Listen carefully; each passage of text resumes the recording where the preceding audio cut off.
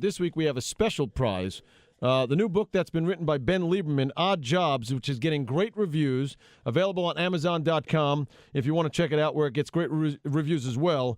Let me read you two of the things that were written about this. James Patterson, one of our great novelists. Odd Jobs, a tightly wound, well-written mystery that I read in one sitting.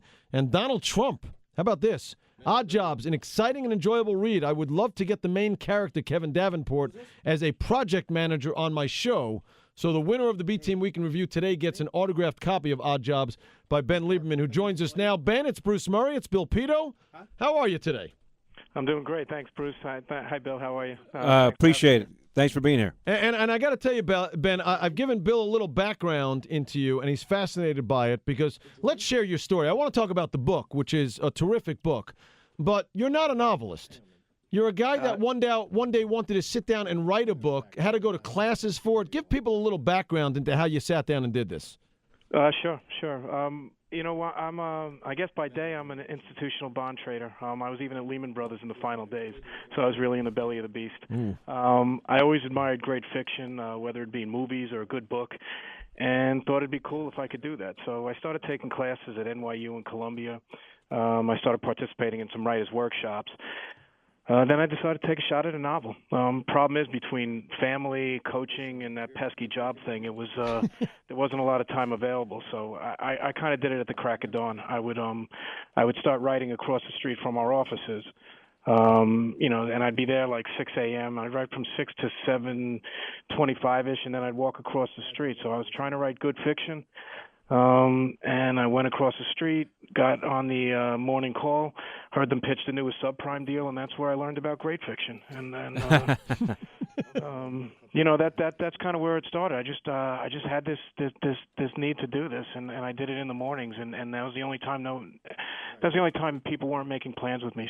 So I got it done then, and that's how it got started. I mean, it's fascinating because, a lot of people take writers' workshops. I don't know how many people are able to do the writers' workshops and turn it into a novel that's being really, highly praised. I mean, was this a question of being taught, or did you have an innate natural ability to do this? That's a really good question. I would say that definitely that people that there's certain levels where people have something that's innate, that they see the world a little bit different, but there's definitely things that get done in the process that really bring it out, that really help you. Between editing and feedback that you get and making adjustments, there's definitely a lot of that goes on. So I'd say a little bit of both. Bill would like to ask you some financial questions. There's major concern about a pull back your thoughts right now. Not happy with the action. You have an assessment? You break it. You're not happy with what? The pullback today, is this the beginning of a sustained downtrend, you think, or not? I'm a bond guy here, but I've got some stocks too, so I'm feeling your pain as well. See, here's Bill's problem. Bill's problem is that his kids are 10, 11 years from going to college. Yours are right around the corner, so all the savings are in place. Bill's worried that he won't be able to educate his kids in about a decade. The 5-9 not doing that well, right, Bill? Not today. Not doing well today. All right, talking with Ben Lieberman, author of Odd Jobs. And Ben, how long did it take you to write the book? All right, so considering that I was doing this for an hour and a half clips at a time, it's a little embarrassing admitting. It took about six and a half years. 6.5 years to write this. Now, the reviews have been great. I mean, would you ultimately like to move on and be a full-time author? I mean, what are the economics involved? I mean, is it possible? Sure. I mean, if you take a look at, you ask a couple questions. You say, yes. I mean, to be able to do this more commercially would be something I would love to be able to do. The economics are there at a certain level. It takes a while to get there. John Grisham was 3 books in before anybody heard of him, and while he was a lawyer doing it, he would kind of sell. Not kind of. He actually sold books on the courthouse steps in between cases. And James Patterson, who gave me that blurb, was an advertising executive. He started out as a copywriter, wrote his first book when he was 27, I believe, and then he was CEO of Thompson, I think, J. Walter Thompson, and then but one of the major advertising agencies, and eventually, the way he describes himself is he's a recovering ad man. So he transitioned into this franchise that he's developed. All right, give people a little background on the book. Kevin Davenport, the protagonist, he's dealing with some stress in his life. He's got some jobs. There is a backdrop of sports in this, including a point-shaving scandal, which, by the way, Ben, offended me. As an alumni of Tulane, I will say that cut me right to the heart. But tell people about the book, what the story's about, because it really is. I don't want to say it's just for guys, but this is a guy's book. Let's be fair. I'd say it's a fair statement that it's definitely leaning towards guys. Although I have been getting some good feedback from women, and I was just invited to a women's book club where they voted to take this. So I'll get you some more feedback on that. How 20 women at one time, we'll see it. But I definitely think it is fair to say that it's more of a guy's story. The 5-second version of it, and then I can give you a little bit more detail. But the 5-second version, I'd call it like Sopranos meets Animal House with a lot of sports throughout. Our Job's a crime thriller about a college kid who, like many of today's kids, has to pay his way through school by taking whatever job comes along.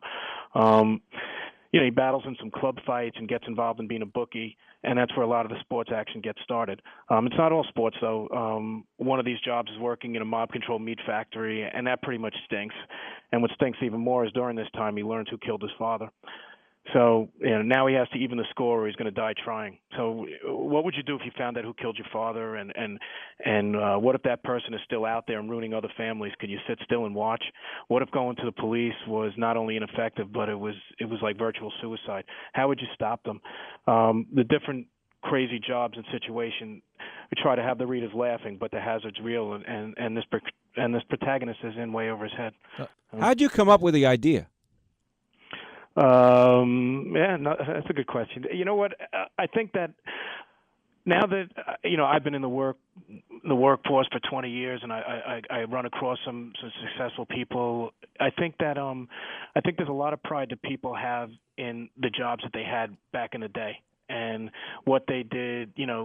Had to do then and what they do now. There's kind of a gleam in their eye when they talk about that. And I thought incorporating that into a really good crime thriller would be a lot of fun. And ultimately, I've been getting a lot of good feedback that way. People tell me the jobs that they had. I was digging graves. I was, selling light bulbs. I was selling bulb. People have stories and places, and I tried to capture that. I tried to get that spirit, and I tried to mix in a lot of these jobs so they're almost characters themselves in the story.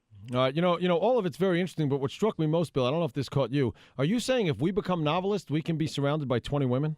I'll let you know how that goes. As I'd like to know how that goes. Again, the book, Ben Lieberman, Odd Jobs. It's available on Amazon.com. Ben, is there a website? Where else can you pick up the book? Yeah, LiebermanBooks.com, spelled Lieberman books.com. You get on Amazon. The publisher is Sterling House Publishers, and you can get it there too. And shortly it'll be in bookstores. But that's being rolled out now. So the best place to get it is Amazon and Sterling House Publishers. And please visit my website, LiebermanBooks.com. Ben, I'm just curious. How do you get a pop or a plug from such well-known people? Is that something that the publishing agent tries to get involved with, or how does that work? They were both, those two plugs I got myself, actually. So it was kind of taking responsibility for my own situation. How much did you pay him, Ben? Come on. How much could you pay Trump? How much you going to pay Trump? Paid them nothing. I did a good job stalking, though, so give me credit for that. But with Patterson, I met with him, and I asked him for the blurb. He said